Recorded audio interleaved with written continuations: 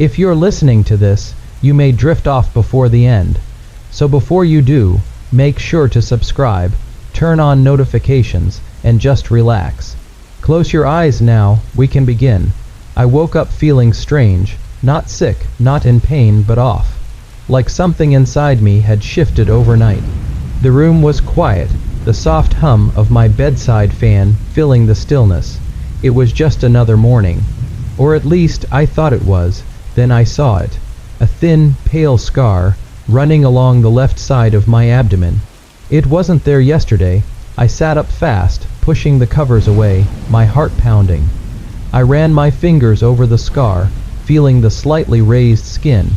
It was healed, completely healed, like it had been there for years, but I'd never had surgery. I scrambled out of bed, my mind racing. Maybe I scratched myself in my sleep. No, the scar was too precise, too clean. A straight, surgical cut. My reflection in the bathroom mirror only made it worse. It wasn't just the scar. There was a faint discoloration around it, like my skin had been stretched, altered. Something had been done to me, but by who, and why couldn't I remember? I needed answers. The hospital was only a few blocks away. Within the hour, I was sitting in a cold examination room, the scent of antiseptic thick in the air. The doctor, a middle-aged man with tired eyes, examined the scar with a frown. "You said you don't remember having surgery?" he asked, his tone carefully neutral. "No," I said, "never." He didn't respond right away. Instead, he turned to his computer, fingers clicking rapidly against the keyboard. A few moments passed, his frown deepened. "That's odd." A chill ran down my spine. What? According to my medical records, I'd had a major procedure. 10 years ago, a full surgical operation, signed off by an emergency contact. But the name listed wasn't one I recognized. I shook my head. "That has to be a mistake. I've never..." The doctor turned the screen toward me. My own name, my own details, the same birthday, everything matched. And then I saw the signature, my own. My stomach dropped. What was the surgery for?" I asked, my voice barely above a whisper. The doctor hesitated, then read from the screen, "Foreign object removal."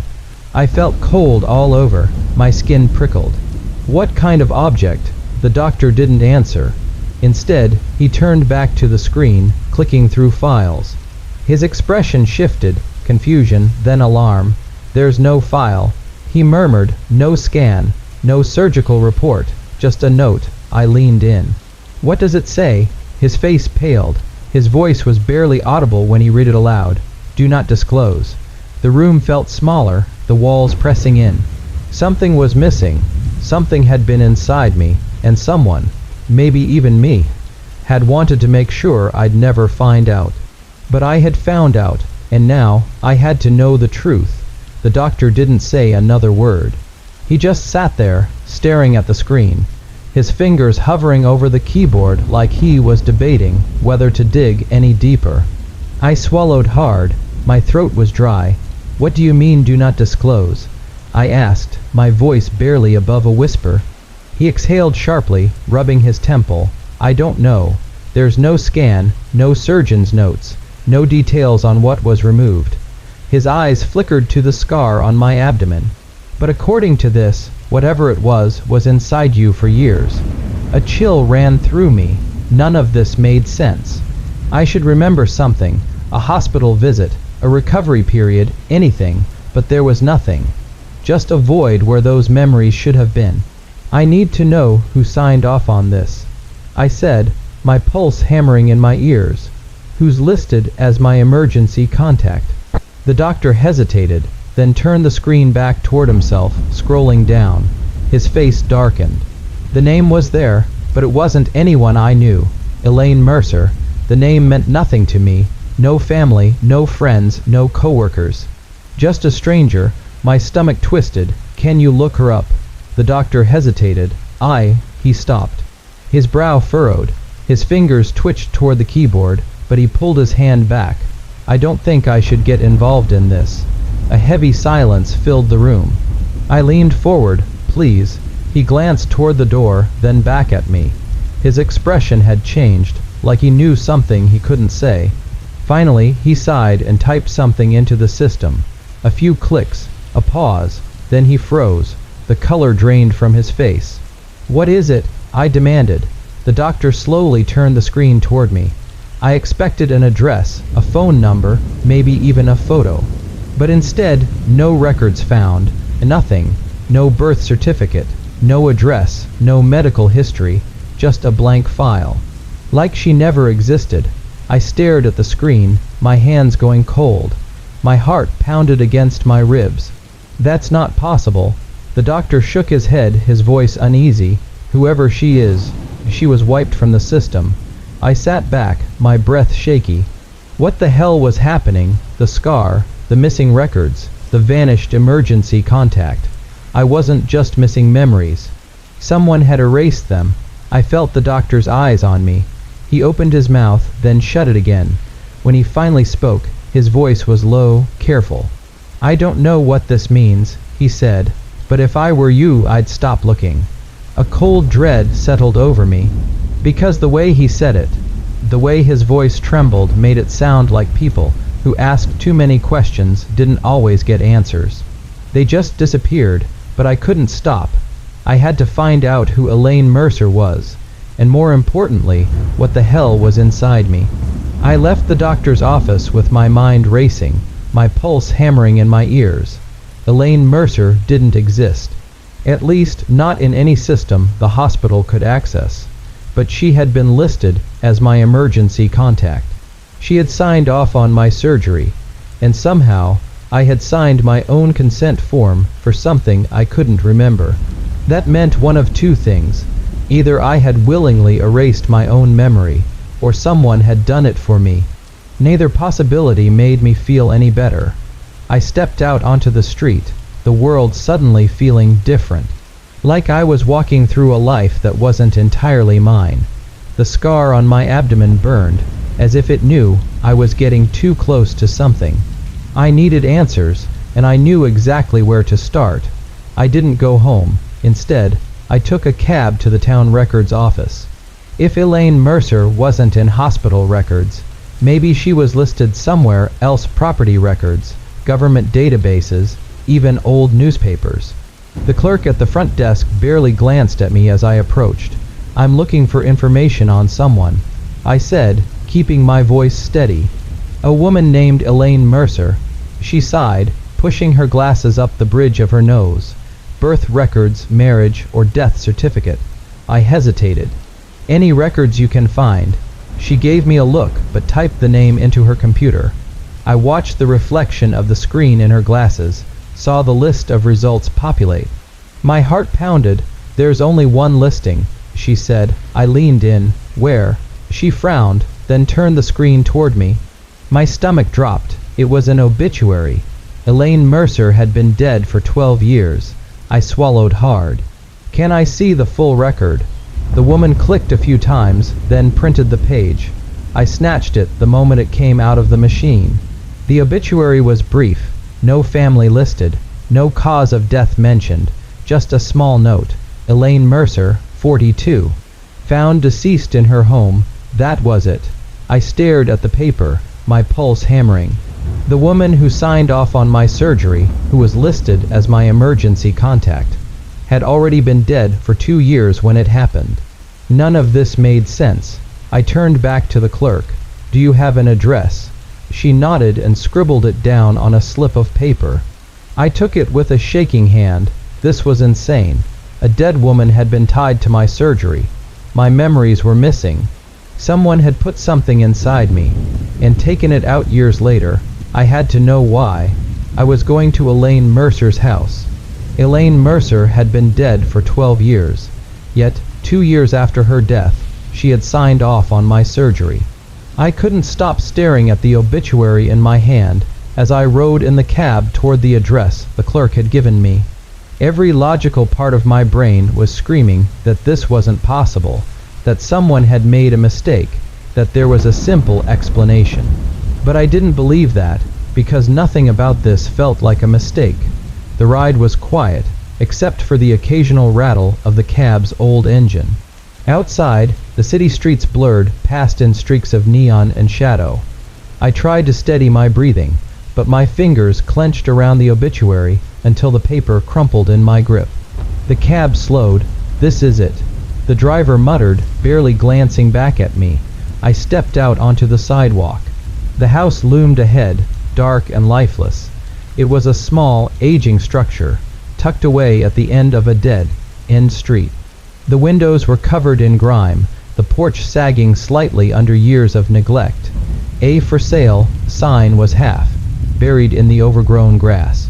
It looked abandoned. I hesitated. The rational part of me said I should turn back, that I should just forget all of this. But my gut told me otherwise. I needed to know who Elaine Mercer was, and more importantly, why she was tied to me. I stepped forward, my boots crunching against the loose gravel of the walkway. The air smelled stale, untouched. I reached the front door and tried the handle. It turned, unlocked. A shiver ran down my spine. I pushed the door open slowly. The hinges groaned in protest, breaking the silence that had settled over the house like a heavy blanket. I stepped inside. The air was thick with dust, the scent of something long forgotten. The furniture was still in place. An old couch, a coffee table, a bookshelf filled with dusty tomes. It was as if someone had just walked away and never returned. I pulled out my phone, using the flashlight to cut through the dimness. The walls were lined with photographs, but the faces were blurred, distorted. The glass in some of the frames was cracked. Then I saw it, a door at the end of the hallway. Unlike the rest of the house, this door looked newer. The paint wasn't chipped. The handle didn't have the same layer of dust. Someone had been here recently. I swallowed hard and reached for the knob. It was cold. I twisted it and pushed the door open. Inside was a small office. A desk covered in scattered papers. A single lamp, its bulb flickering weakly. But it wasn't the desk that made my blood run cold. It was the bulletin board on the wall, newspaper clippings, photographs, medical reports, and in the center of it all, a picture of me. I took a shaky step closer, my pulse hammering in my ears. The articles were old, yellowed with time. Missing person reports, accounts of people who had vanished without a trace, only to turn up years later with no memory of where they had been. I scanned the board, my breath catching in my throat. There were names scribbled beneath each photo, but one stood out. Elaine Mercer. Her picture was there, along with a date, 12 years ago. My chest tightened. I reached out and grabbed one of the medical reports pinned to the board. My own name stared back at me, a date of surgery, 10 years ago, and beneath it, scrawled in frantic handwriting, "They put something inside you, and they came back to take it out." A sharp creak echoed behind me. I froze. Someone else was in the house. The creak came from the hallway. I spun around, my pulse hammering in my ears. The house had been silent when I entered. I was sure of it. But now someone was here. I turned off my phone's flashlight, plunging the room into near darkness. My breath was shallow, my body tense. The only light came from the flickering lamp on the desk, casting erratic shadows against the walls. For a long moment there was nothing, then another sound, a slow, deliberate step. Someone was standing just outside the office door. I backed up, scanning the room for anything I could use as a weapon. My eyes landed on an old letter opener on the desk. Not much, but better than nothing. I gripped it tightly, forcing myself to stay calm. The floorboards creaked again. Whoever it was, they weren't in a hurry. I pressed myself against the wall, just out of sight of the doorway. The air was thick, heavy. The scent of dust and something faintly metallic filled my nose. The door handle twitched. Not a full turn, just a testing motion, a deliberate check, whoever was out there. They knew I was inside. My heart pounded as I tightened my grip on the letter opener. The silence stretched unbearably. Then, in a slow, almost taunting motion, the handle turned completely. The door creaked open. A figure stood in the doorway, barely visible against the dim light from the hallway. Tall, motionless, watching, I held my breath, The figure didn't step inside, didn't speak, just stood there. Then, after what felt like an eternity, I heard something. A whisper, low, raspy, impossible to tell if it was male or female. But the words sent ice through my veins. You weren't supposed to remember. A bolt of fear shot through me. My body reacted before my mind did. I lunged, slashing the letter opener toward the figure. But the moment the blade cut through the air, they were gone. The hallway was empty. No sound, no footsteps, no retreating shadow, just nothing. I stood there, chest heaving, the letter opener trembling in my grip. My skin crawled with unease. I knew what I had seen. I knew someone had been there, and I knew, without a doubt, they'd be back. Slowly, I turned back to the desk. The papers on the bulletin board fluttered slightly, as if disturbed by a passing breeze. My gaze landed on the note again. They put something inside you, and they came back to take it out. I ran a shaky hand over my scar. The truth was out there. Pieces of it, scattered through missing records, erased identities, and a woman who had been dead long before she signed my papers. I needed to keep digging, and I needed to do it before whoever, or whatever, was watching me decided I didn't deserve to know the truth. I didn't sleep that night. After leaving Elaine Mercer's house, I took a long, winding route back home, doubling back, checking reflections in store windows, waiting at crosswalks long after the light had changed. Anything to make sure I wasn't being followed. I wasn't convinced. Even as I locked my apartment door behind me, something felt wrong. My skin prickled, my instincts screaming that I was still being watched. I slid the deadbolt into place and wedged a chair under the doorknob for good measure. Only then did I let out a shaky breath. I needed to process everything, the scar, the missing records. Elaine Mercer, dead for 12 years yet somehow listed as my emergency contact. The cryptic message on the bulletin board. They put something inside you, and they came back to take it out. I lifted my shirt, staring at the scar in the dim light of my apartment. The skin around it felt tight, unnatural. I pressed my fingers against it. A sharp, electric pain shot through my stomach. I gasped, stumbling backward, clutching my side. It wasn't just tender, it hurt. A deep, searing ache beneath the skin, as if something was still there, something that wasn't supposed to be. My breaths came fast and shallow. I needed help, not from a regular doctor. Someone who wouldn't ask questions. Someone who wouldn't report anything strange, and I knew exactly who to call. 15 minutes later, I was parked outside a small, run-down clinic on the outskirts of town. No signage, no patient records, just a single neon open sign flickering in the window. Inside, the waiting room smelled like antiseptic and old cigarettes. A battered receptionist's desk sat in the corner, but no one was behind it. I knocked on the door, labeled Doctor. Langley, no answer. I knocked again, harder. Footsteps shuffled on the other side. Then the door cracked open, and a man peered out, graying hair, deep lines on his face, eyes that looked like they'd seen too much. His gaze flicked to my stomach. It's you. The hairs on my arms rose. What? Langley hesitated, then opened the door fully. Get in, now. I stepped inside, my nerves screaming. You know who I am. He locked the door behind me. I know what you are. The room was dimly lit, lined with old medical equipment. An exam table sat in the middle, the paper sheet wrinkled like someone had just been there. I turned to him, pulse hammering. Tell me what's going on.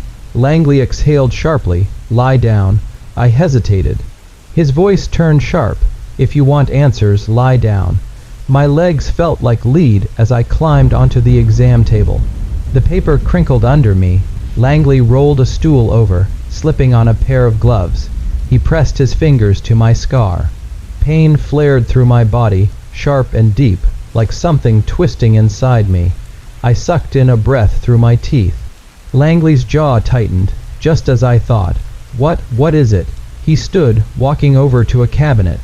You were part of the program. I sat up. What program? Langley didn't answer. Instead, he pulled something out of the cabinet. A scalpel. A cold sweat broke over my skin. "Hold still," he murmured, rolling his stool back toward me. I flinched. "Hold on, you're not actually.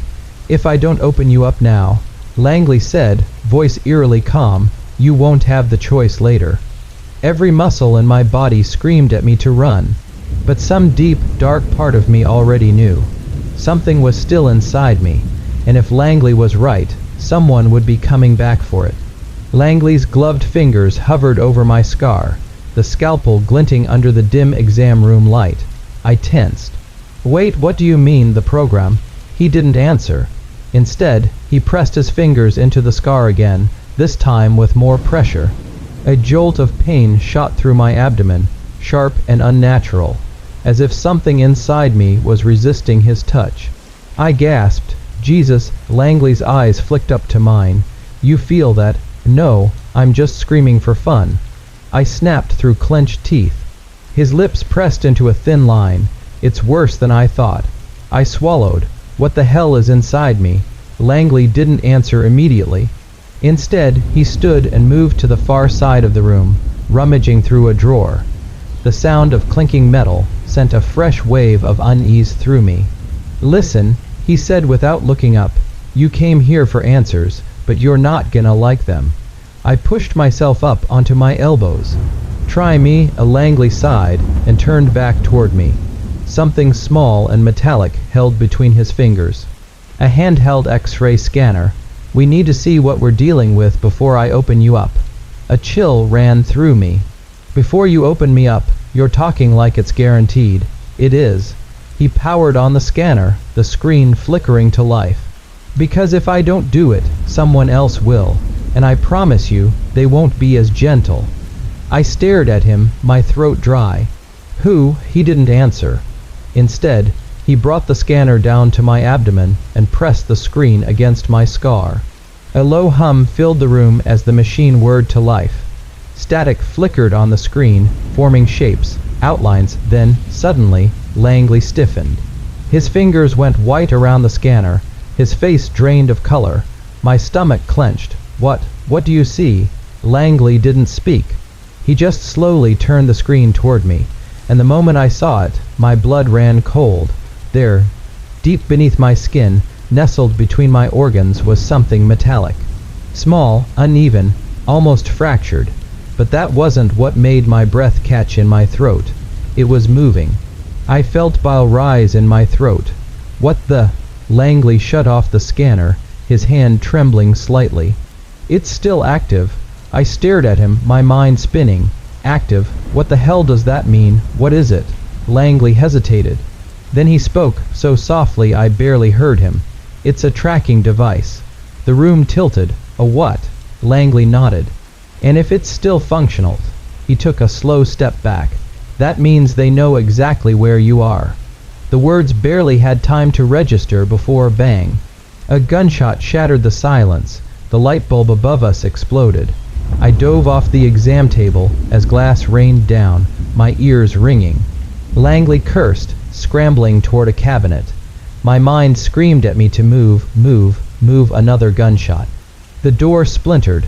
I hit the ground and crawled behind the exam table, my heart slamming against my ribs.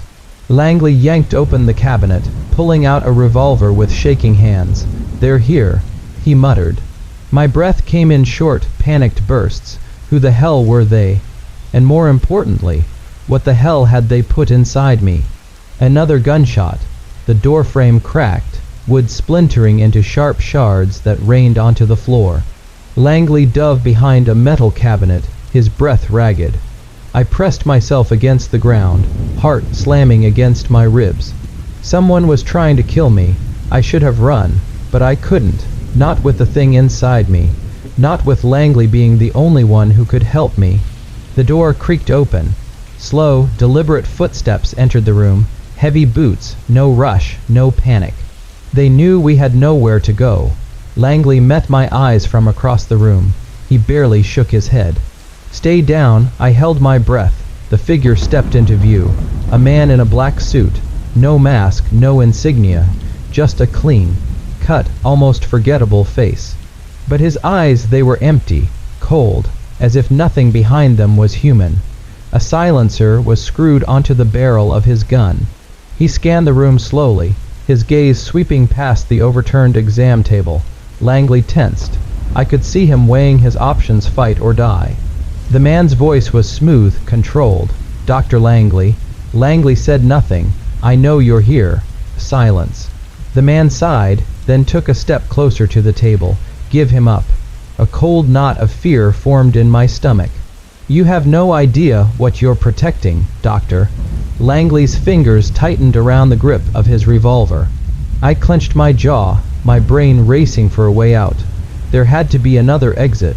A window, a vent, something. Then the man moved, lightning fast. He spun and fired. Bang. Langley fired back. The shot hit the man square in the shoulder.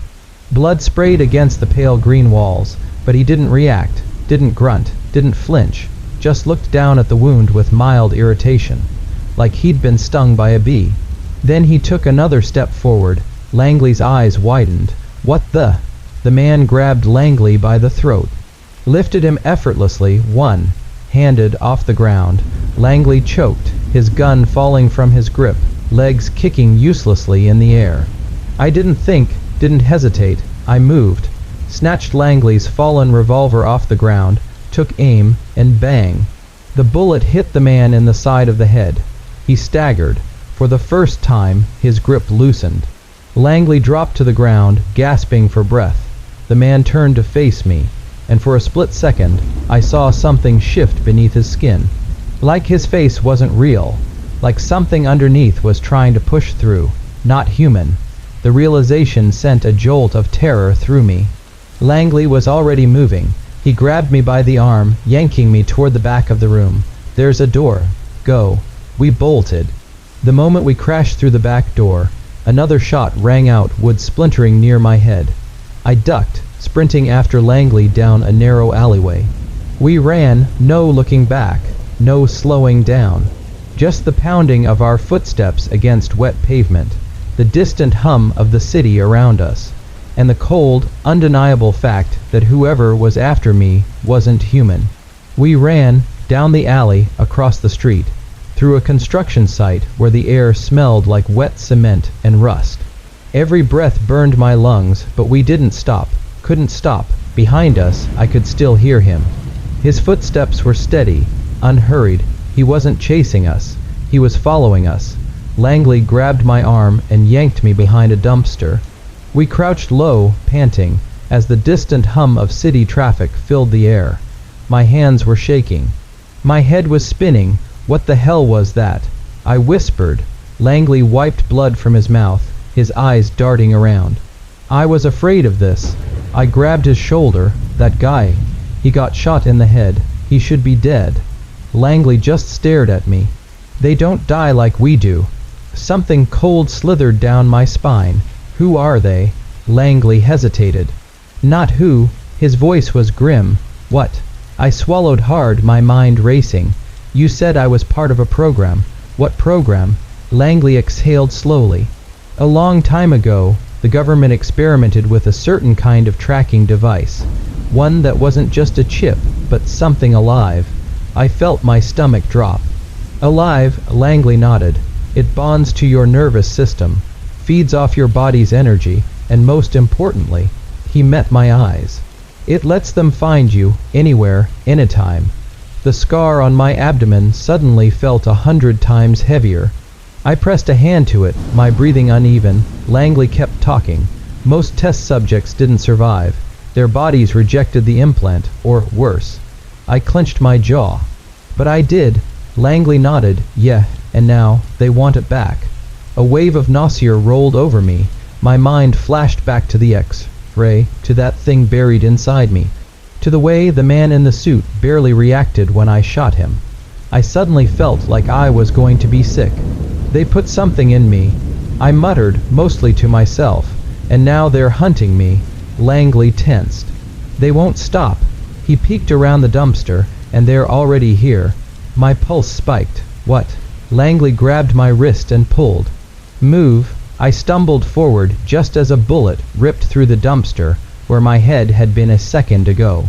Shit, we ran again. cutting through another alley, this time deeper into the city. The streets were too quiet. Too empty, it wasn't right. Langley suddenly grabbed my arm and yanked me into a side door. A crumbling, abandoned motel. He slammed the door shut, bolting it. I pressed my ear against the wood, listening. Silence, no footsteps. No gunshots, just the distant hum of neon lights buzzing in the hallway. Langley exhaled. We won't be safe for long. I turned to him. Then what do we do? He didn't answer right away. Then, slowly, he pulled something from his coat pocket. A surgical scalpel. My stomach clenched. Langley's expression was hard. We get it out. I took a step back. You want to cut me open? If we don't, Langley said, they'll find you, they'll take you, and trust me. You don't want to know what happens after that. The air in the motel room suddenly felt too thick, too heavy. I didn't want to do this, but I also didn't want to end up like that man in the suit. I swallowed. What if it's connected to something important? Langley hesitated. Then, grimly, guess we're about to find out. He gestured to the bed. Lie down. My hands were shaking. My breath was unsteady. But still, I did. Langley pulled a bottle of whiskey from his bag, unscrewed the cap, and poured a splash onto the scalpel. This is gonna hurt, he warned. I swallowed hard. Just do it. Langley pressed the blade to my skin. And then he cut. The scalpel sliced into my skin. A burning, searing pain shot through my abdomen, my entire body tensing against the motel bed. I clenched my jaw so hard my teeth ached. Keep still, Langley muttered. His hands were steady, precise, like he'd done this 100 times before. I bit down on my own knuckle, muffling a scream as the blade dug deeper. My vision blurred. Every nerve in my body was screaming. The dim motel room around me spun, neon lights from the window casting eerie red glows across the walls. Almost there, Langley said. I groaned through my teeth. Just get it out. Then, suddenly he froze. His hands stopped moving. His breath hitched. I felt it too. A slight movement beneath my skin. Not from Langley's hand. Something else, I gasped. What the hell was that? Langley's face paled. His voice caught in his throat. It's reacting. A deep, primal terror gripped my chest. I turned my head slightly, catching a glimpse of the incision. Blood trickled down my side, pooling onto the dirty motel sheets. But inside the wound, buried just beneath the flesh, something twitched. Something moved. I sucked in a sharp breath. Oh my God, Langley reacted fast. He pressed his fingers into the wound, pinning whatever it was in place. A white, hot jolt of agony shot through me. My entire body arched off the bed. Stay still, Langley barked. I gritted my teeth, vision swimming. What is it? Langley didn't answer right away. He adjusted his grip, grabbing something solid just beneath my skin. And then, slowly, he pulled. I felt it before I saw it. A deep, nauseating sliding sensation as something long and metallic was dragged from inside me. Then, with a wet, sickening pop, it was out. My breath came in short, ragged gasps. My body was slick with sweat. My muscles twitched uncontrollably, but I forced myself to look. Langley held it up to the dim motel light. A metallic shard, about the size of a coin, but the surface was uneven, fractured, like it had once been part of something bigger. Thin wires still twitched from the edges, curling like dying insect legs. It wasn't just a chip, it was alive. I felt bile rise in my throat. What the? Langley suddenly dropped it. The second it hit the motel floor, it started moving. The wires convulsed, twitching frantically like it was searching, reaching for something. I scrambled back on the bed. Jesus Christ, Langley grabbed a towel and slammed it down, trapping the thing beneath it. We both sat there for a moment, breathless. The room was eerily silent, except for the faint, sickening scrabbling coming from under the towel. Langley wiped sweat from his brow. We need to destroy it. I nodded, still panting. How? Langley stood up, glancing around. Then he grabbed the motel's old coffee maker from the counter. He yanked the power cord. Without hesitation, he wrapped the copper wiring around the towel, trapping the thing inside. Then he plugged it in. The moment the electricity surged through the fabric, the thing beneath it screamed. Not a human scream, something worse, something high, pitched, mechanical, and alive all at once. The light in the motel room flickered. The air suddenly felt charged, heavy with static. Then silence. The screaming stopped. The towel stopped moving. Langley waited a second, then carefully unwrapped it. The metallic shard was burnt black, charred beyond recognition. Its wires were shriveled, dead. I exhaled shakily. It's gone. Langley nodded, but his face was grim. Yeah, he hesitated, but that doesn't mean we're safe. I swallowed hard. What do you mean? Langley slowly turned to the motel window. Outside, the neon city lights flickered eerily. The streets looked empty, too empty. They already knew where you were, Langley murmured. That thing was just confirming it. A chill ran down my spine. I followed his gaze to the window, and that's when I saw them. Standing perfectly still in the street below. Not one, not two, but at least 10 men in black suits. All staring directly at our window. My blood ran cold. Langley grabbed my arm. We have to go, now. The men in black suits didn't move. They stood in perfect formation, a line of faceless shadows illuminated by flickering neon lights. No weapons drawn. No sudden movements, just watching. A cold dread curled in my stomach. Langley swore under his breath. They're here faster than I thought. I could barely breathe. What do they want? Langley grabbed his bag and began stuffing supplies inside. My pulse pounded in my ears. They can't be human. I whispered. Langley shot me a look. They aren't. I swallowed hard, my hands trembling. Then what are they? He zipped the bag and threw it over his shoulder. We don't have time for that. We have to move. I forced myself to snap out of it. I nodded, trying to push down the rising panic. Where do we go? Langley glanced around the motel room. The walls were thin, the window too exposed. There was no way we were getting out the front door. Then his gaze landed on the bathroom. The vents, he said. I hesitated. Are you serious? Langley was already moving. He kicked open the bathroom door, dragging a rickety wooden chair inside. In one quick motion, he climbed up and punched the air vent's cover off. It clattered to the floor. Go, he ordered. I gritted my teeth, stepping onto the chair. My entire body still ached from the makeshift surgery, but I didn't hesitate. I pulled myself up, wincing as my stitches pulled. The metal shaft was cramped and claustrophobic, the air thick with dust. Langley followed right behind me, pulling the vent cover back into place as he disappeared inside. We crawled. The motel's ventilation system was old, rusted, and barely big enough to fit both of us. Every movement sent metallic creaks echoing down the shaft. I bit my lip, trying to breathe as quietly as possible. Behind me, Langley whispered, "Don't stop." I nodded, pushing forward. The metal was ice, cold beneath my palms, then a loud bang. The motel door had been kicked open. A chill shot down my spine. Below us, the room was silent. Then, footsteps, slow, measured, precise. The men in suits had entered. I held my breath. My pulse thundered in my ears as I kept crawling, one hand in front of the other. Below, muffled voices. Dr. Langley was here. A pause. The subject was extracted. Another pause. Then, a voice that sent a cold shiver down my spine. Find them. Langley nudged me. Faster, he mouthed. I crawled as quickly as I could.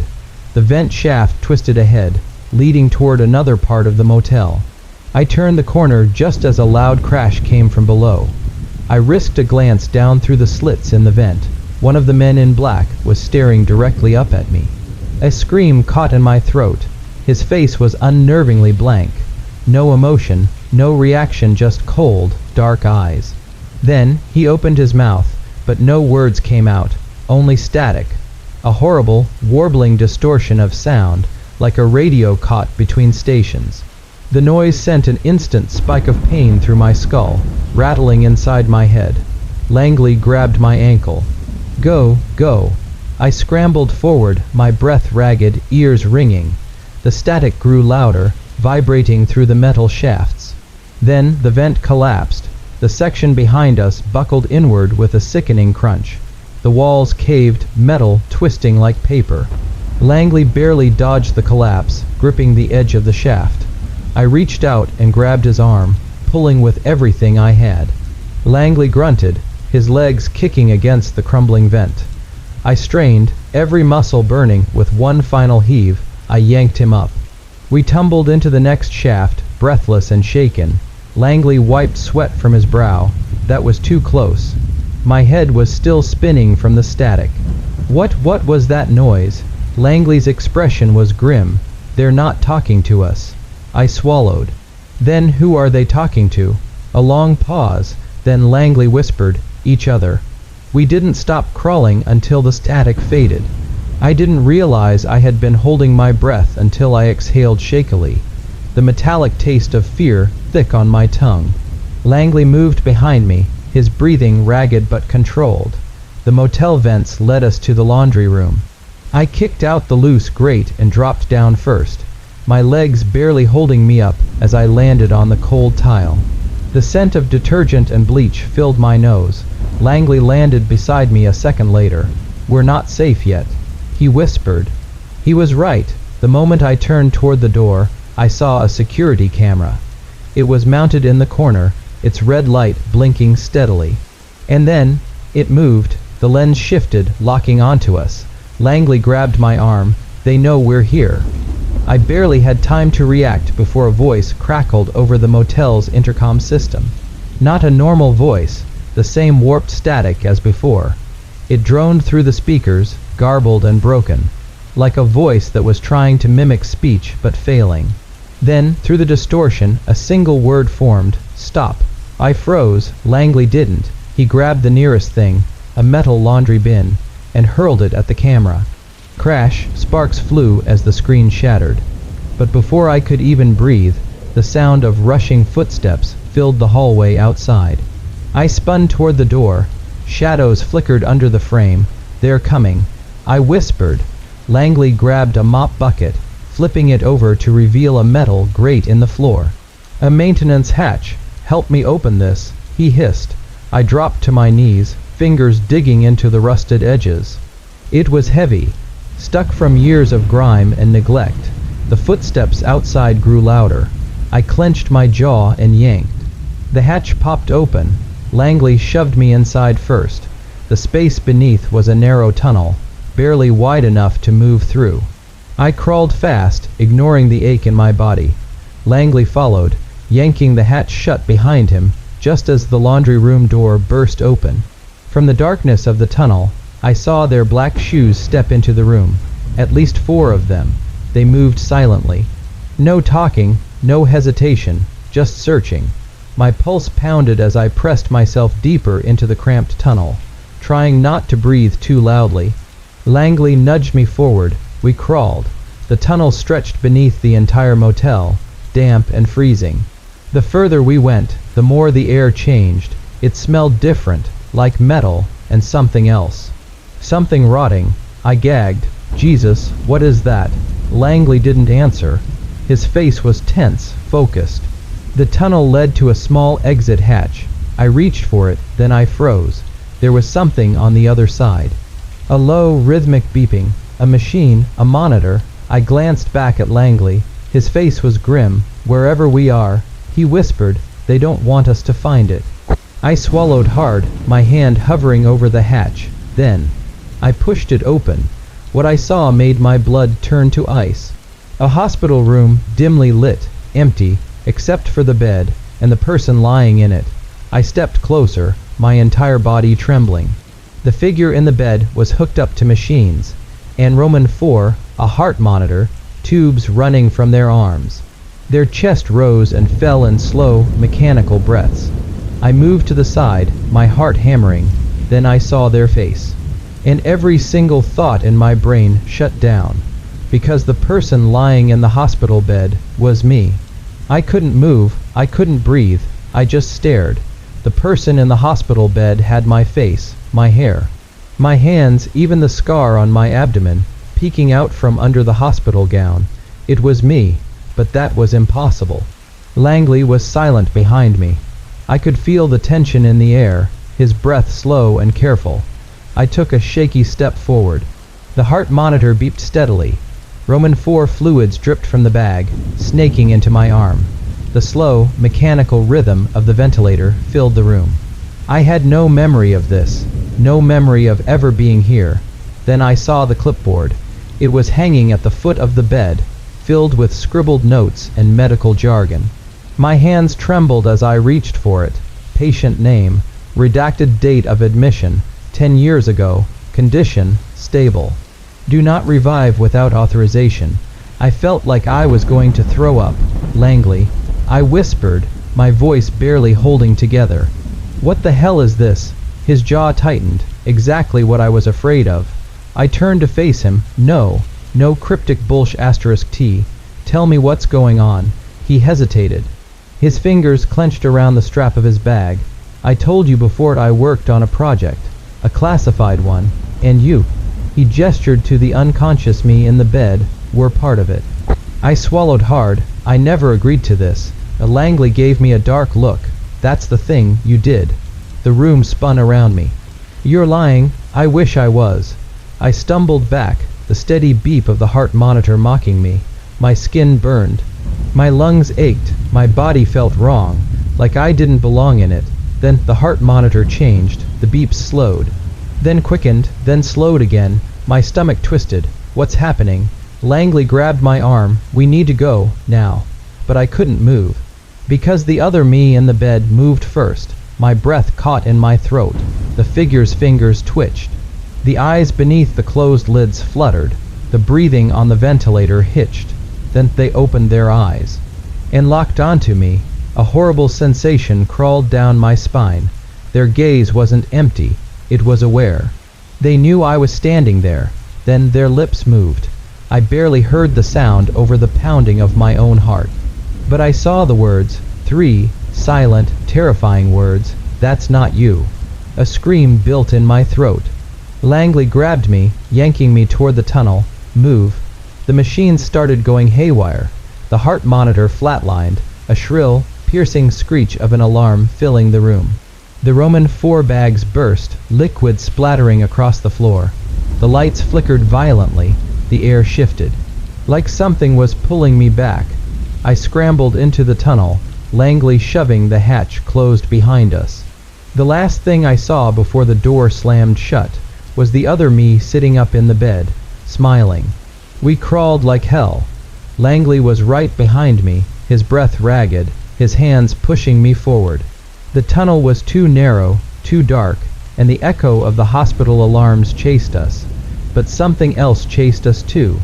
The air was heavy, charged like the moment before a lightning strike. My skin prickled with static, my vision blurred around the edges. Then I heard it, a whisper, not Langley, not my own thoughts, something else.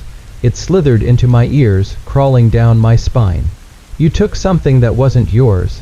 I gasped, my hand slipped, my knee banged against metal. Langley grabbed my arm before I could fall. Don't listen to it, he hissed, but it was inside my head now. The whisper grew clearer, like a radio tuning into a station just for me. You shouldn't exist. I bit my lip hard enough to taste blood. We reached another exit, a rusted grate just ahead. Langley kicked it open, shoving me through first. We spilled out into darkness. The air was damp and cold. The floor was rough, uneven.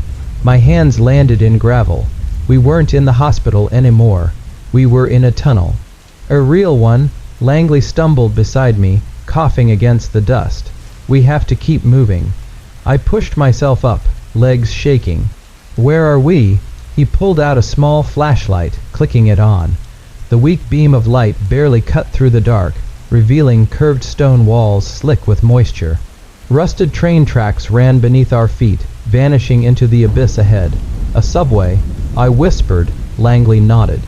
Abandoned, the city sealed it off years ago. A distant drip echoed through the tunnel. My pulse refused to slow. How do you know about this place?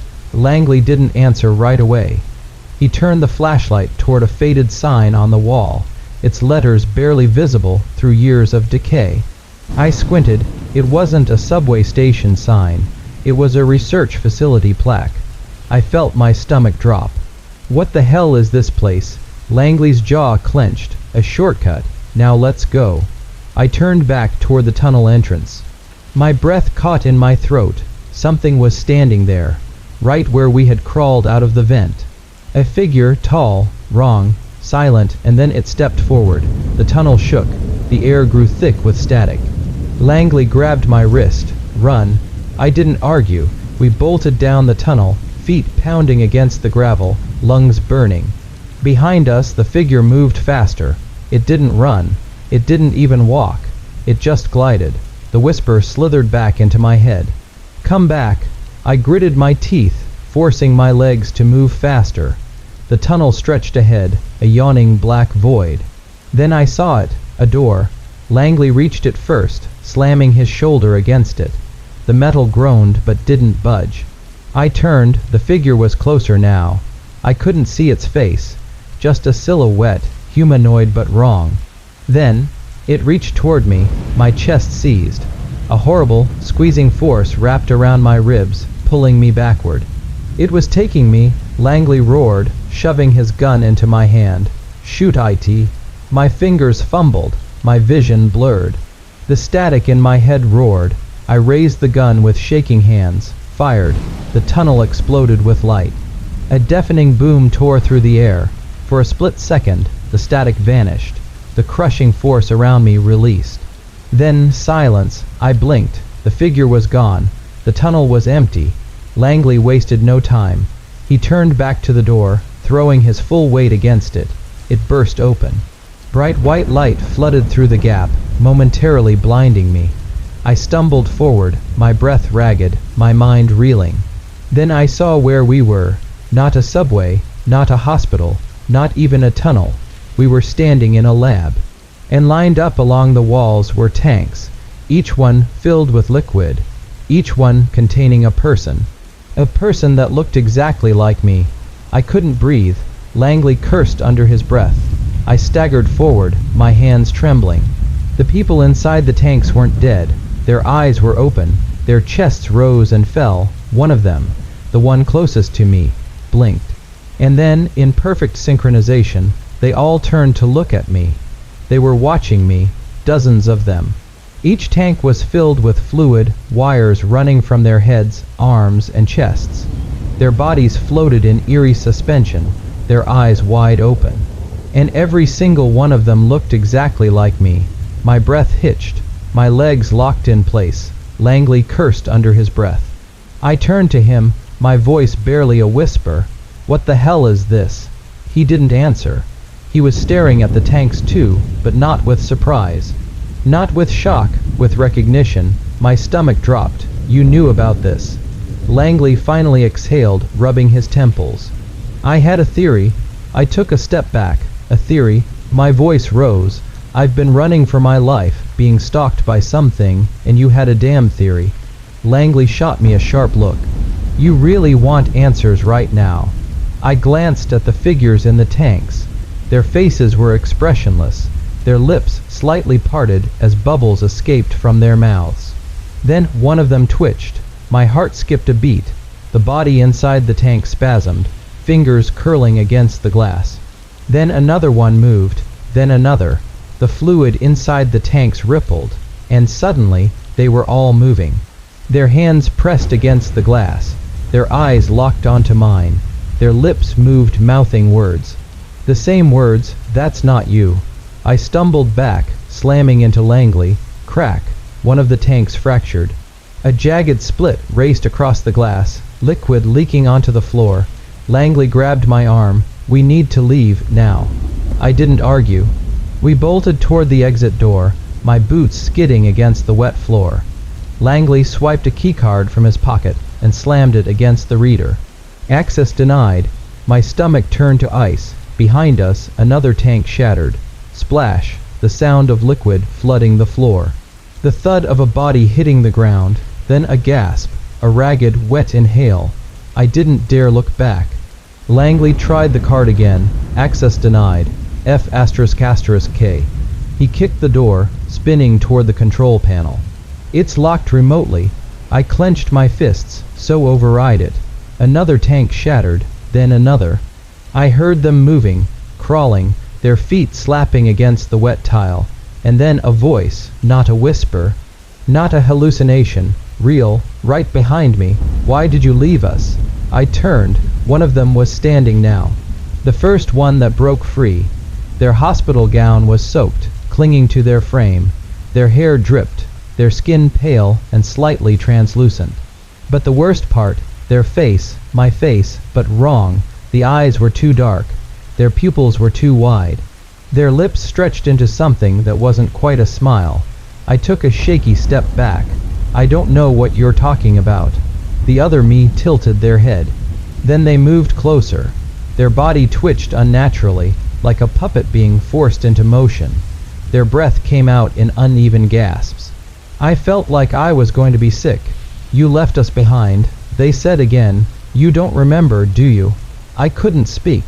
I couldn't move. Behind them, the other copies crawled out of their tanks. Their wet, jerky movements echoed off the walls. Their lips all moved in sync. That's not you. That's not you. That's not you. Langley slammed his fist against the control panel. Sparks flew. The door clicked. Go. He shouted. I didn't think. I sprinted. Langley yanked the door open, dragging me through just as wet hands reached for my shoulders. The door slammed shut. The last thing I saw was my own face staring back at me, and smiling. We ran. The hallway stretched endlessly ahead of us, flickering lights casting long, distorted shadows against the walls. Langley gripped my wrist, yanking me forward every time my pace faltered. Behind us, I could still hear them. Wet footsteps, ragged breathing, and worse, that voice, come back. I gritted my teeth and pushed harder. We reached a metal staircase leading downward. Langley didn't hesitate. He took the steps 3 at a time, and I followed, nearly tripping in my panic. A door waited at the bottom. Langley shoved his shoulder against it. It gave way with a loud metallic groan. We burst into another lab, but this one was different. No tanks, no flickering screens, just a single operating table in the center of the room. And on it, a body. My breath caught in my throat. Langley turned and immediately cursed under his breath. I stepped closer, my pulse hammering. The body was covered with a thin white sheet. A clipboard hung from the edge of the table. I reached for it. My hands shook as I read the first line. Subject, 02, a status. Decommissioned. A cold shiver ran through me. I looked at Langley. What does this mean? He didn't answer. Instead, he grabbed the edge of the sheet and pulled it back. And beneath it was me, or at least it had been. The face was mine, but the skin was grayish, lifeless. The body was thinner, more fragile. Looking. Surgical scars ran along the arms, legs, and torso, and just above the heart, a deep, jagged incision. Like someone had removed something. I stumbled backward. No, this isn't real. Langley clenched his jaw. We need to keep moving. I shook my head. What the hell is this? Why is there a dead version of me? Langley hesitated. Then, because you're not the first. My stomach dropped. What? My voice came out hoarse. Langley exhaled. You think this started with you? You think you're the first person to wake up and wonder why the hell they have a scar that wasn't there before? I shook my head, backing away. No, I whispered, that's not possible. But I knew, deep down I knew, the scar, the missing memories, the name in my medical file that I'd never heard before. I wasn't the first, and if I wasn't careful, I wouldn't be the last. Langley grabbed my wrist. His grip was tight, almost desperate. We have to go, now. I tore my gaze away from the body on the table. Something in the air had changed. The lights flickered harder. The room felt colder, and then a voice. A new voice, not from the hallway, not from the tanks, from the intercom above us. It was flat, emotionless. And it knew my name. Subject 03, A has been located. Prepare for retrieval. The door behind us locked with a metallic hiss. And from the other side, Footsteps, getting closer. The intercom clicked off. For a second, there was only silence. Then the sound of locks disengaging. Not just the door behind us, all around us. A dozen hidden panels in the walls slid open.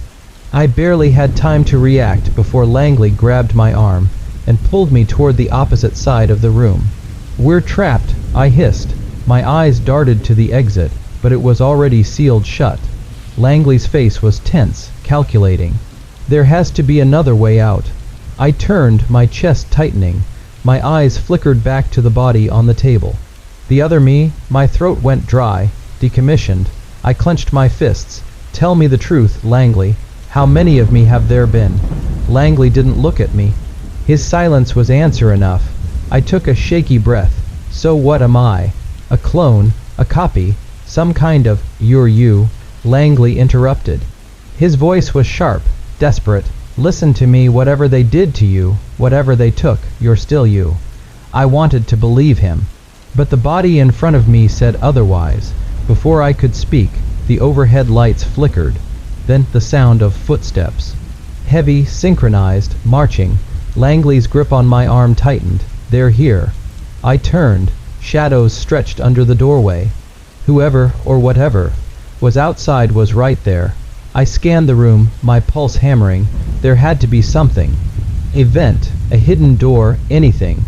Then I saw it, a grate near the far corner of the floor. Langley. I pointed. He followed my gaze, his eyes narrowing. That might work. We raced to it. Langley dropped to his knees, yanking a small multi-tool from his belt. He jammed it into the screws, working frantically. The footsteps stopped. The door clicked. The handle turned. Langley wrenched the last screw free. The grate clattered to the ground. "In," he hissed. I didn't hesitate. I crawled into the vent, the metal freezing against my skin. Langley followed, pulling the grate back into place just as the door burst open. Through the narrow slits, I saw them enter, men in tactical gear, helmets, guns, no insignias. They moved without hesitation. Spreading out, scanning the room, one of them stepped toward the table. He pulled the sheet back, revealing the dead me. He frowned, then tapped his earpiece. "Subject 03A is not here. We have a problem." Langley nudged me forward. "Move, now." We crawled deeper into the vents, the sound of boots and low voices fading behind us. But I knew they wouldn't stop. They were hunting me, and I still didn't know why. The vents were narrow and freezing. I crawled forward, my palms scraping against the cold metal, my breath echoing too loudly in the confined space. Langley was right behind me, moving fast but careful. I could still hear them, the men in tactical gear. Their voices were muffled, but I could pick out keywords. "Find him. Lock down the facility. Subject 03A is compromised. Subject 03A. That was me. I clenched my jaw, forcing my limbs to keep moving. My body ached from exhaustion, my mind racing with questions I didn't have answers to. Langley's whisper snapped me back. "Take a left up ahead." I squinted. The vent split into two directions, left or right. "Where does the left go?" I whispered back. "Service tunnels, underground. If we can get there, we can get out." I hesitated. "And if we go right?" Langley was quiet for a second.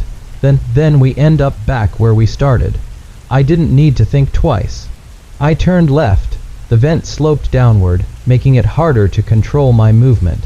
My knees scraped against the metal, my fingers burning as I gripped the sides for balance.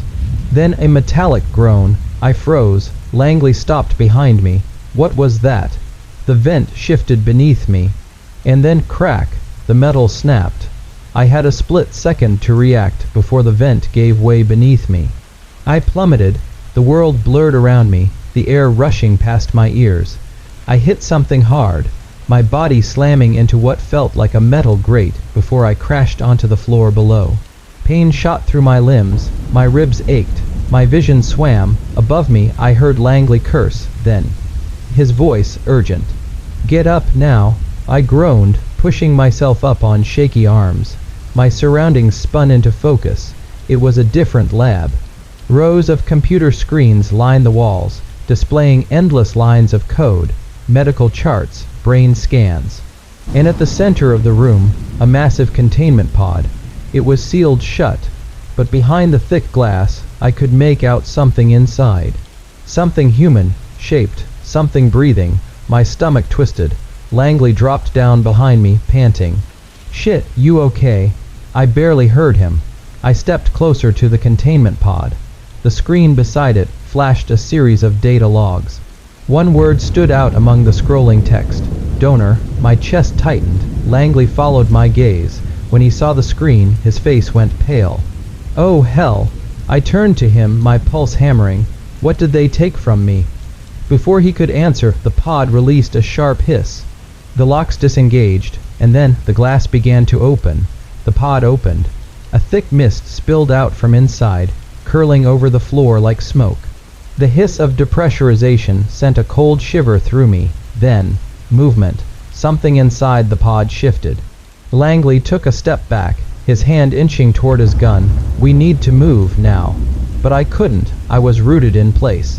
The mist slowly began to clear, and then I saw him, another me. He was identical, down to the scar on his abdomen, down to the exact same clothes, but his eyes were different, darker, colder. He stepped out of the pod, moving with an unnatural grace, like someone who had been awake for only seconds, but somehow already knew everything. And then he smiled. It was wrong, too smooth, too practiced. Finally, he said, his voice was mine but off. Deeper, more controlled. I took a step back. "What the hell is this?" Langley grabbed my arm. "We're leaving, now." The other me tilted his head. His eyes flicked to Langley, then back to me. "You don't remember, do you?" he asked. My throat went dry. "Remember what?" The other me took a slow step forward. What they took. A sharp pain bloomed in my head. Flashes, images, a hospital room, surgeons in masks, cold, sterile lights, and a name. I whispered it before I even realized I had spoken. Project Regenesis. Langley cursed under his breath. sh*T. That's what they were calling it. I turned to him, my vision swimming. "You knew." He didn't answer. The other me took another step forward. "They didn't just take something from you," he said. "They replaced it." My stomach churned. I pressed my palm to my scar. The other me's smile widened. "Do you feel it now?" A dull, throbbing ache pulsed beneath my ribs. It wasn't just a scar. Something was inside me. Something that wasn't there before. Before I could say anything, a siren blared. A cold, mechanical voice echoed through the room. "Security breach detected. All personnel to lockdown positions."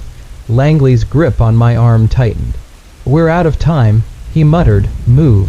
The other me didn't stop us.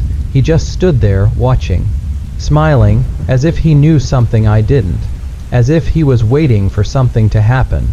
We bolted toward the far door.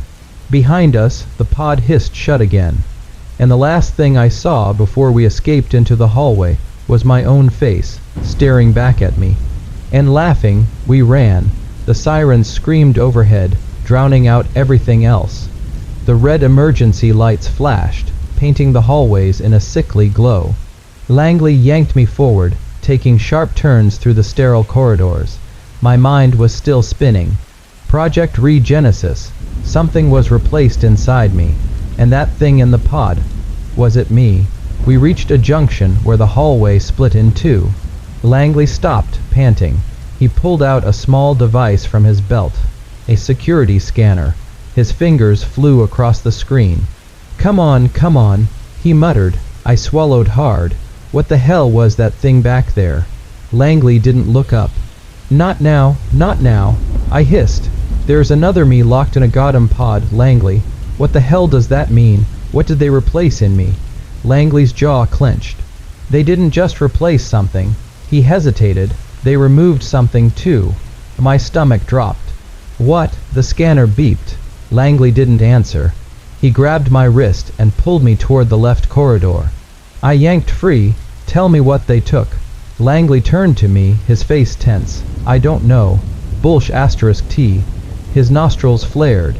"I'm serious. I was only part of the extraction team. I wasn't cleared for the medical details. I took a shaky breath. Then, what do you know? Langley glanced up at the security cameras lining the halls. His voice dropped lower. I know that you weren't supposed to wake up this soon. A chill ran down my spine. You were meant to be kept in stasis. He continued. They were planning to replace something inside you and, he exhaled sharply, and then test it. I felt sick. Test it how? Langley shook his head. We don't have time for this. We need to get to the underground tunnels. If we don't, neither of us are making it out of here. I clenched my fists. There were too many questions, but the sound of footsteps made up my mind for me. I turned. Shadows stretched across the walls. They were coming. Langley grabbed my wrist again. Move. We sprinted down the hallway, our boots slamming against the tile. Up ahead, a metal door came into view. A red light blinked above it. Help me with this, Langley said, stopping in front of the control panel. It's biometric locked. We need to override it manually. I ran my fingers over the panel, searching for any kind of access point. And then the scar on my abdomen burned. I doubled over, gasping. Langley turned. Hey, I screamed. Pain tore through me like fire. My veins bulged beneath my skin, burning as if something inside me was activating. The door scanner flickered. Then it turned green. The door unlocked. Langley's eyes widened. You just... He stared at the scanner, then back at me. How the hell did you do that? I pressed a trembling hand to my scar, my pulse racing. I didn't know. But whatever they had put inside me, it was waking up. The door slid open. Langley was still staring at me like I had grown a second head. That wasn't normal, he said. I swallowed hard. My hand was still pressed against my scar, my fingers trembling. The pain had faded, but something felt different, like a switch had been flipped inside me. Footsteps echoed behind us. The guards were closing in. Langley snapped out of it first. Go. We sprinted through the doorway. The air changed instantly. The sterile white halls were gone, now replaced by dark, concrete tunnels. The underground passageways stretched in all directions, damp and dimly lit. Where are we? I asked, my voice echoing. Langley pulled out his scanner. Utility sector. The main tunnel should lead to an exit hatch, if we can reach it before they lock it down. A voice crackled through the facility's intercom. Alert! Security protocol override detected. Sector D4 lockdown initiated. Langley cursed. They're sealing the exits. I clenched my jaw. Then we moved fast. We ran. The tunnel sloped downward, twisting like an underground maze. Pipes lined the ceiling, hissing with bursts of steam. I could hear rushing water somewhere deeper in the tunnels, like we were close to a drainage system. And then a shadow moved up ahead. I skidded to a stop. Langley grabbed my arm. What? I pointed. Someone's there. At first, it was just a shape in the darkness. A tall, thin silhouette standing just beyond the dim light. Then it stepped forward, and my stomach dropped. It was me, not the one from the containment pod.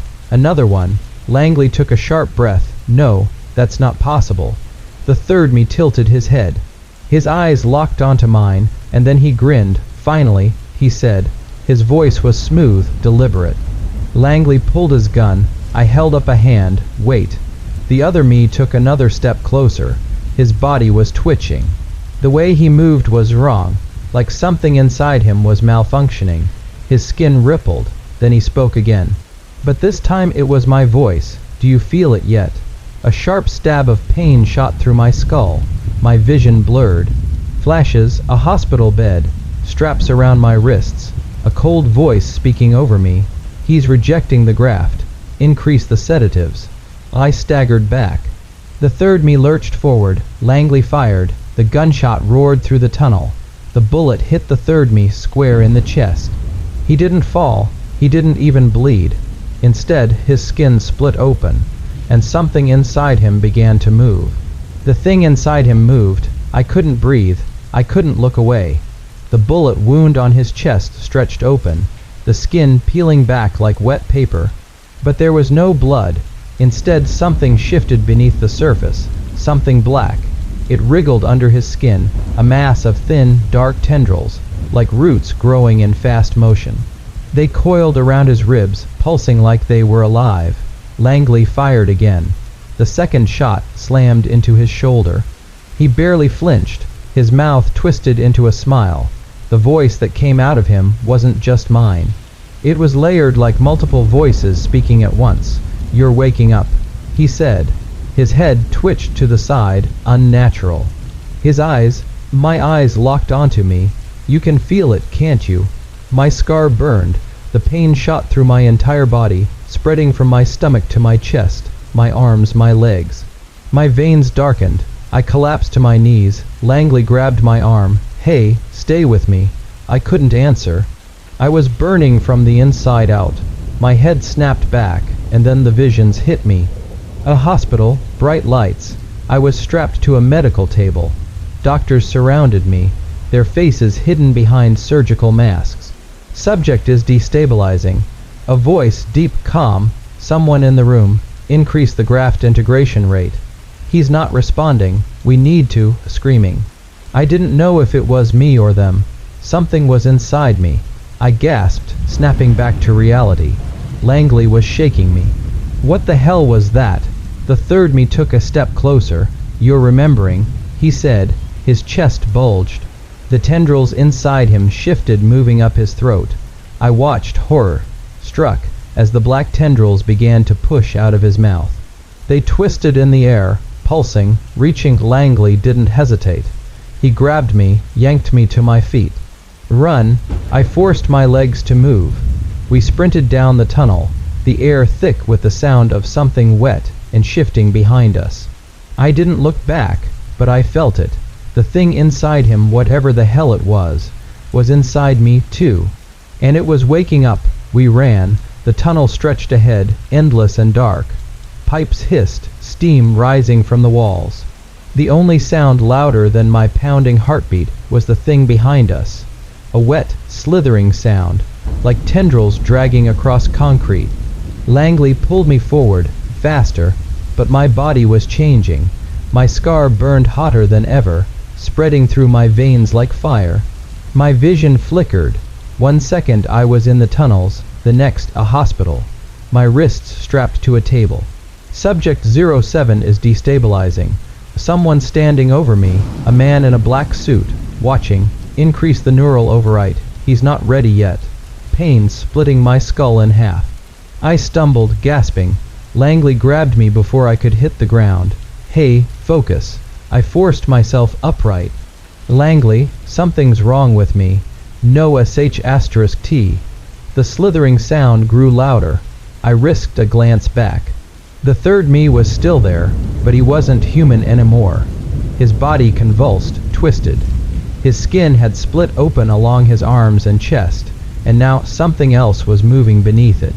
The tendrils pulsed, sliding out of his back like black veins coming alive. Langley cursed. "Go, go." Up ahead, the tunnel split into two. Langley hesitated for half a second. Left. We turned sharply, boots slamming against the concrete. Behind us, the thing that wore my face let out a sound, half scream, half something else. Something inhuman. The air grew damp. I realized we had entered a drainage section of the tunnels. The smell of stagnant water filled my nose. Langley slowed. "We're almost there." I panted. "Where?" He pointed. "A ladder, rusted but sturdy. It led up to a hatch in the ceiling." "Our way out," Langley said. He turned to me, expression tight. "Can you climb?" I opened my mouth to answer, and my scar exploded in pain. I collapsed to my knees. Langley's voice was distant. "Hey, what's wrong?" I couldn't respond. My veins darkened beneath my skin, like something was moving inside them. My heartbeat slammed in my ears, then a voice, not Langley's, not mine, something else. "You're almost ready." The world tilted. Langley shook me. "Hey, stay with me." I gasped, my vision blurred, and behind him, the third me stood at the mouth of the tunnel. His body wasn't human anymore. The black tendrils had fully emerged, wrapping around his arms, twisting through his skin like living wires. But his face was still mine, and he was smiling. "Time to wake up." The third me took a step forward. His body twitched unnaturally. The tendrils coiling around his arms flexed, tightening like muscle. His skin had split in places, revealing something dark and pulsing beneath. But his face my face was still watching me with something between amusement and hunger. "Time to wake up," he repeated. I tried to move, but my scar felt like it was ripping open. Langley aimed his gun. "Back the f*ck off." The third me didn't react. He just smiled wider. "You don't understand yet, do you?" he said, his voice layered, like multiple versions of me were speaking at once. Langley fired. The bullet hit his chest, but didn't stop him. His body absorbed the impact. The wound sealed almost instantly, the dark mass beneath his skin shifting, reshaping. Langley cursed under his breath. "We have to go," he muttered, yanking me toward the ladder. I couldn't respond. My head was spinning. More memories were trying to force their way in. A bright room. The same man in the black suit. The subject is stabilizing. A cold voice, a woman. Increase the grafting sequence. He needs to be operational soon. I was strapped to a table. My body was shaking. I wasn't alone. To my right, another me, lying still. His chest was open, and inside the same black tendrils. I snapped back with a gasp. Langley was already halfway up the ladder. "Move." I forced myself to stand. My legs were weak, unsteady. Behind me, the third me took another step. His body convulsed. The tendrils inside him grew longer, snaking along his shoulders, his jaw. "We are the same," he said. "It's already inside you." My stomach lurched, because deep down I knew he was right. The thing inside him, the thing that had turned him into whatever he was now, was inside me too, and it was getting stronger. I grabbed the ladder. My hands trembled. Langley had reached the top. He threw his weight against the hatch, grunting as he forced it open. Light poured in from above, fresh air, an exit. I climbed as fast as I could, ignoring the pain, ignoring the voice in my head whispering that it was too late. The third me let out a deep, distorted breath. "You can't run from yourself." Then I heard it. The tendrils lashed out. A sharp, wet sound. I threw myself up the last few rungs. Langley grabbed my arm, hauled me through the hatch. We collapsed onto the pavement outside. The air was cold. A dark, empty alley. Rain drizzled from the sky. Langley didn't hesitate. He reached down and slammed the hatch shut. A heavy thud echoed from below. I scrambled back. My chest heaved. My scar was burning. But for now, I was alive. Langley exhaled. That was too close. A second passed. Then another. Neither of us spoke. Then a slow knock came from beneath the hatch. 1, 2, 3. And then the voice of the third me floated up through the metal. "See you soon." The knocking stopped. For a long second, neither of us moved. The rain drizzled against the pavement, running in thin streams down the alley. My breaths came sharp and ragged, my body still shaking from what had just happened. Langley kept his gun trained on the hatch, but he wasn't shooting. Because we both knew the truth. Bullets didn't work. Not on that thing, not on him. I clenched my jaw. My scar still burned, but the pain was dulling now, settling into something else. A pulse, a rhythm. Like it was waiting. Langley finally lowered his gun. "We need to get out of here." I swallowed hard, forcing myself to my feet. "Where? Somewhere safe. I need to figure out what the hell is happening to you." He shot me a sideways glance. "And what the hell you really are." I flinched. I wanted to argue. Wanted to say I was just me. A normal guy who'd woken up one day with a scar I didn't recognize, a past I couldn't explain, and a thing that wore my face trying to kill me. But I couldn't lie to myself anymore, because deep down I knew I wasn't normal. Not anymore. I took a slow breath. "Do you have a place in mind?" Langley hesitated, then he nodded. "Yeah." We moved fast, sticking to side streets, back alleys. I kept my hood up, my head down. My nerves were shot, my body still tense, waiting for the third me to come bursting out of the ground and drag me back down into the tunnels. But he didn't, for now. Langley led me to an old apartment complex on the outskirts of the city. It looked abandoned, cracked windows, peeling paint. But when he jimmied open the side door, I saw signs of life inside. A table stacked with old radio equipment. Shelves lined with files, papers. A cot in the corner. "Welcome to my office," Langley muttered. He bolted the door behind us and motioned for me to sit. I did. Langley pulled up a chair across from me, rubbing a hand down his face. "All right. No more running. No more guessing. We need to figure out exactly what they did to you." I swallowed. "Who's they?" Langley exhaled. "That's what I'm trying to find out." I leaned forward. "Then tell me what you do know." Langley hesitated. His eyes flicked to my scar, then back to my face. "You were part of something," he said carefully. "Something big, and you weren't the only one." A chill ran down my spine. "I think," Langley shifted, "I think you were in a program, a project, the kind of thing that doesn't exist on paper." My pulse spiked. "Experimentation?" I asked. Langley nodded slowly. "Yeah, and whatever they did to you, it's still in you, it's alive." I stared at my hands, at my veins. Dark thoughts crawled into my head. How long do I have until I end up like him? I looked up. Can it be stopped? Langley's silence was all the answer I needed. I clenched my fists. "Then I need to find them," I said. "The people who did this, I need to know why." Langley's jaw tightened. "That's exactly what they want." I frowned. "What do you mean?" Langley's eyes were sharp, too sharp. "You think you're running from them," he said quietly. "But they've been leading you this whole time. A trap." The air felt heavier. I wanted to argue, but the truth was already there, pressing against my skull. My memories ***, the flashes of the facility, the experiments. The man in the black suit ***, they weren't just coming back randomly. They were being triggered, activated, like someone was guiding me towards something. I pushed to my feet. My heart pounded. "Then we get there first." Langley sighed. "Yeah. And what do we do when we find them?" I exhaled.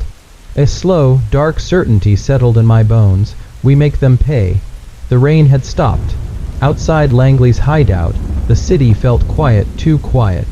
Like the whole world was holding its breath, waiting for something to happen. Inside, Langley sat across from me, arms crossed. His expression was unreadable. "You really want to do this?" he asked. I didn't hesitate. "Yes." Langley sighed, rubbing a hand down his face. "All right," he muttered. "Then let's stop playing defense. It's time to go on the offensive." The first step was finding them. Langley pulled out an old laptop, tapping away at the keys. The screen flickered, revealing *** maps, documents, security footage, *** things he shouldn't have access to. He wasn't just some ex-cop. He was way more than that. I watched as he typed. "You said I was part of a program," I said. "Do you know what it was called?" Langley didn't look up. "Project Echo." The words hit me like a punch to the gut. Something inside me reacted to them, a spark, a memory just out of reach. Echo. I had heard that word before. Somewhere dark, cold. Langley's voice pulled me back. "It was shut down years ago," he continued. "Or at least, that's what the official reports say. But I don't buy it. Programs like these don't just disappear." I swallowed. "Do you know what they did to me?" Langley hesitated. Then he turned the laptop toward me. A file was open. Not mine, but someone else's. The photo attached was of a man who looked just like me. I stared, my blood turning cold. "Who is that?" I whispered. Langley's jaw tightened. "His name was Ethan Vale," he said. "He was a test subject in Project Echo. He died 5 years ago." The room spun. "Died 5 years ago." I wasn't 5 years old. So how the hell did I have his face? I felt something crawl under my skin. Langley leaned forward. "Do you get it now?" His voice was quiet. "You're not the first, and you sure as hell won't be the last." I pressed a hand to my temple. "So what am I?" Langley exhaled. "I think you're a copy." A sharp, twisting fear coiled in my stomach. A copy, not an experiment, not a patient, a duplicate. Like the third me in the tunnels, the words felt wrong in my mouth. They cloned me, Langley shrugged, or something worse. Whatever they did, they've been doing it for years. I looked back at the screen. At the dead man who looked exactly like me. My stomach turned. I wasn't just running from some experiment gone wrong. I was running from the people who created me, and now I was going to find them.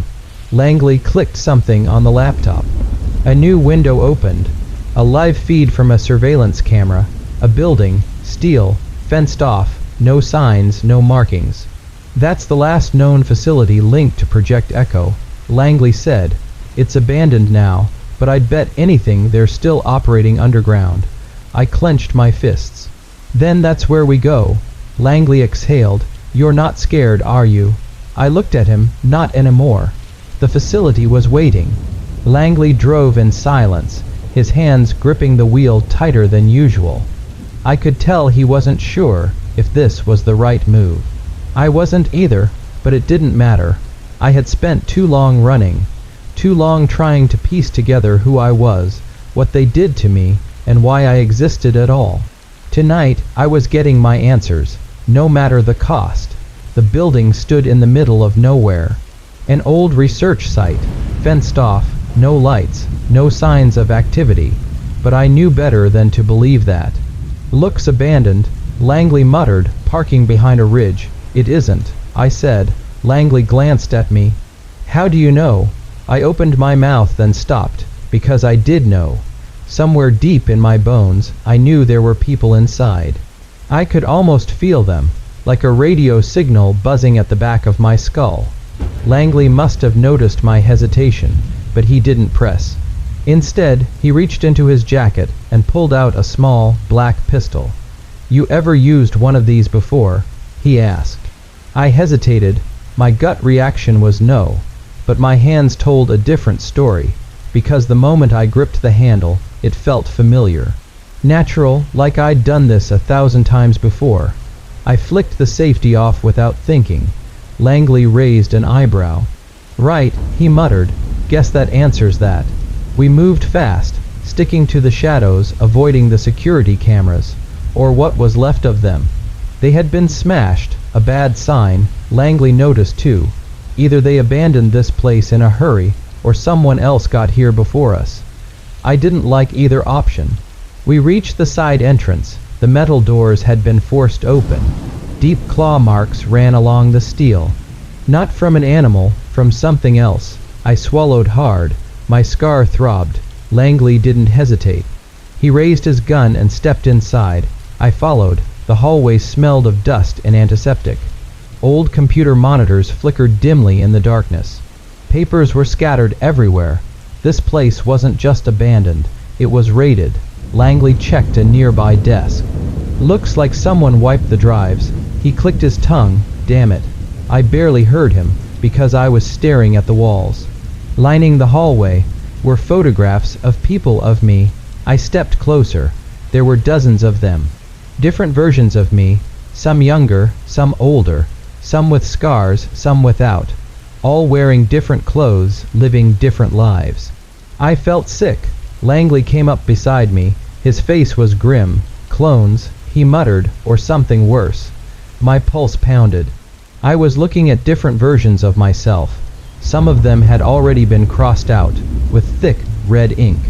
Dead, failed experiments. I backed away, my breathing shaky. Then I noticed the final photo, pinned to the end of the hallway. It was me, taken recently, days ago. My throat went dry. They've been watching. I whispered. Langley turned, gun raised. His body tensed, then a sound, from deeper inside the facility. A low, wet scraping, like something dragging itself across the floor. Langley shot me a look. We're not alone. The sound got closer, a wet, dragging noise, like something crawling toward us. Langley took a step back, his gun trained on the dark hallway ahead. I clenched my fists. My scar burned. The walls around us were lined with my face, dozens of different versions. Some looked like me, some didn't. Some had their eyes scratched out, some had their throats slit, and now something was coming. I swallowed hard. What the hell is that? I whispered. Langley didn't answer. Then a shape emerged from the dark. At first, I thought it was a man. But then it stepped into the flickering light, and I saw the truth. It was me, or what was left of me. A failed version. Its skin was stretched too tight over its bones. Its arms were too long, its fingers dragging against the floor. Its face, my face, was wrong. The mouth was too wide, the jaw unhinged, like it had been broken and reset too many times. And the worst part, its chest was split open, a deep, gaping wound, like it had been torn apart from the inside. And yet, it was still moving. It twitched, its head jerking toward me, its black eyes too empty. Then it spoke. A voice that sounded like mine, but garbled, glitching. You shouldn't be here. I felt my blood freeze. Langley reacted first. He fired. The gunshot roared through the hallway, the bullet slamming into the thing's chest. But it didn't stop. It barely even flinched. Then, in an instant, it moved. Too fast. 1 second it was standing across the hall. The next it was in front of me. I barely had time to react. It grabbed my throat, its fingers ice cold. Pain exploded through my scar. Memories rushed in. A lab, a surgeon, a machine, a voice telling me I wasn't the first, that I wouldn't be the last, that the pain meant it was working. I screamed. Langley lunged, slamming the butt of his gun against the thing's skull. The grip around my throat loosened. I fell back, gasping. Langley grabbed my arm. Move. We ran. The hallways blurred past us. I didn't look back. I didn't need to. I could feel it chasing us, that thing. That version of me, and worse than that, I could feel something inside me responding to it. Like we were connected, like we were the same. I stumbled, my head pounding. My vision flickered. Langley grabbed me before I could fall. Damn it, keep it together. I tried to speak, but my throat burned. Then the hallway ended. A door. Rusted metal, heavily bolted. Langley yanked it open, and we ran inside, straight into a laboratory. And that's when I saw it. The machine, tall, wires hanging from the ceiling, a metal chair in the center. Dried blood staining the floor. I had been here before. This was where I was made. Langley stared at the machine, then back at me. This is it, he muttered. This is where it happened. I pressed a hand to my scar, and in that moment I remembered everything. Who I was, what I was, and worst of all, what was about to happen next, because we weren't alone. From the darkness beyond the machine, a figure stepped forward. A man in a black suit, and he was smiling. The man in the black suit stepped forward, his polished shoes clicking softly against the blood-stained floor. Langley raised his gun instantly, finger tense on the trigger. The man didn't flinch. Instead, he tilted his head like he was examining something fascinating. Like he was examining me. You've come a long way, he said. His voice was calm, collected, and familiar. I swallowed hard, my pulse hammered. I knew this man. Somewhere deep in my bones, I knew him. Langley didn't lower his weapon. Who the hell are you? The man's smile widened. I have many names, he said, but to you, I suppose I'm just the architect. A chill raced down my spine. The word clicked into place in my mind. The architect. The one who built me, or worse, designed me. My throat was dry. What is this place? I asked. The architect glanced at the machine. This is where you were born, he said. Where every version of you was born. I clenched my fists. My scar throbbed. Langley took a step forward. You're running an illegal cloning operation. The architect chuckled. Cloning? No, that would be crude. What we've achieved here is something far greater. He gestured toward me. You, for example, you are not a clone. You are something much more sophisticated. A heavy silence. I felt sick. What am I? I whispered. The architect's smile didn't fade. You, he said, are a blueprint. The word rattled in my skull. Blueprint, a model, a template. Langley tensed. What the hell does that mean? The architect turned toward the machine. You weren't just created, he said. You were perfected, designed to be replicated, altered, improved upon. I shook my head. No, that's impossible. I have memories, a life. The architect sighed. Do you? Something in his voice made my stomach drop. And then he pressed a button. The screens around us flickered to life, and I saw my life, or at least, what I thought was my life. Scenes from my childhood, my first birthday, my teenage years, memories I had always believed were mine. Except they weren't, because in the corner of every screen there was a label. Subject 07, Memory Implant version 4. 2. My breath hitched. No, that wasn't possible. Langley cursed under his breath. They're fake. He muttered. They implanted your past. I stumbled back. Memories flashed in my head, except now, they felt wrong. I wasn't real. I wasn't even the first. I was number 7. The architect watched my reaction with mild amusement. You were created to be the template for something greater. He continued. Your thoughts, your personality, your memories, none of it belongs to you. It was all written, like a story. A chill ran through me. Langley tightened his grip on his gun. So what happens to him now? The architect sighed. Well, that depends. The program was shut down. This facility was abandoned. You were never meant to survive this long. His eyes locked onto mine. You're a loose end. A sharp click. He pressed something on his wrist, and suddenly, the walls began to shift. Metal shutters slammed down over the exits. The lab lights turned red. A robotic voice echoed overhead.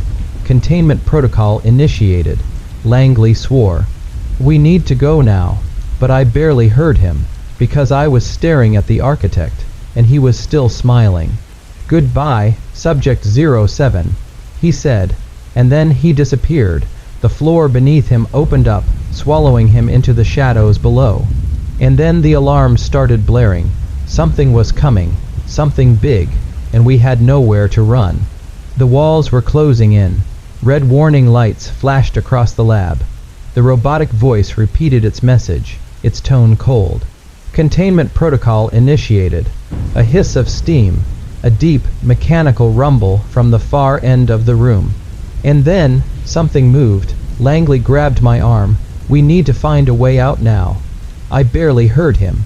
Because my mind was still spinning. I wasn't a person. I was a template, a blueprint, my life. My entire existence was a fabrication. But I didn't have time to process it, because behind us, the doors slid open, and it stepped through. A perfect copy of me, but different, taller, stronger, its movements too precise, too calculated. Its eyes locked onto me, cold, unblinking. Subject 08 activated, and then it lunged. Langley fired. The gunshot roared in the enclosed space, but Subject 08 didn't even flinch. It grabbed Langley by the throat, lifting him off the ground. I barely had time to react before it turned to me. Error detected, it said, its voice eerily similar to mine. You are an outdated model. You must be decommissioned. No, I wasn't going to die here. Something inside me snapped. Maybe it was fear. Maybe it was rage. Maybe it was the realization that my entire life had been a lie. But I moved. I grabbed a metal pipe from the floor and swung with everything I had. It cracked against Subject 08's head. The impact sent a jolt up my arms, but it was enough. It staggered. Langley choked out a gasp as the grip on his throat loosened. He kicked forward, shoving the thing away. We ran. The lab was a maze. Corridors stretched in every direction, all of them dimly lit and lined with pods. I tried not to look inside, but I already knew what I'd see. More of me, more versions. Some half-formed, some missing features entirely. Some that looked perfect. I swallowed back the nausea. There. Langley pointed at a metal staircase leading upward. That has to be an exit. We sprinted for it, but behind us, Subject 08 recovered. I heard the metallic footsteps gaining. We ran faster. Langley reached the stairs first, yanking open a heavy iron door. Cool night air rushed in. Freedom, but as I turned to follow him, pain exploded through my chest. I gasped, looked down. A long, silver blade had punched through my stomach. Blood dripped down the metal. I turned my head and saw Subject 08 standing behind me, expressionless. Unfeeling, decommissioning complete. I collapsed. Langley screamed my name. I barely heard him. My vision swam. I felt cold. Distantly, I was aware of Langley firing his gun again. The sound was muffled, like I was underwater. I should have felt afraid, but instead something else happened. A warmth spread through my body. My scar burned. Not from pain, but from awakening, and suddenly, I understood. I wasn't a person. I wasn't a clone. I was a design. A prototype, and unlike Subject-08, I wasn't finished. I reached down, gripped the blade buried in my stomach, and then I pulled it out. Subject-08 froze. Its head twitched, as if struggling to process what had just happened. I felt the pain, but I was still alive. Something inside me had changed, something the architect didn't plan for. I met Subject-08's empty gaze, and I smiled. "Your turn," I said. Then I drove the blade straight into its chest. It jerked, twitched. Sparks erupted from the wound. Subject-08 shook violently, then it collapsed. Langley grabbed me before I could fall. "Jesus Christ," he muttered, "come on. We need to get out of here." I nodded weakly, letting him pull me through the doorway. The night air hit me like a shock. The facility was underground. We were in the middle of nowhere, but we were alive. And then, the explosion hit. The ground rumbled beneath us. Flames erupted from the facility entrance. Smoke billowed into the sky. Langley didn't stop moving. He dragged me away, barely looking back. The building collapsed inward. Everything, the lab, the machines, the architect's work, gone. I sucked in a shaky breath. It was over. Or at least, this part was. Because as I sat there, staring at the burning wreckage, a single thought settled in my mind. If I was Subject-07, then where were the others? And worse, was the architect still out there?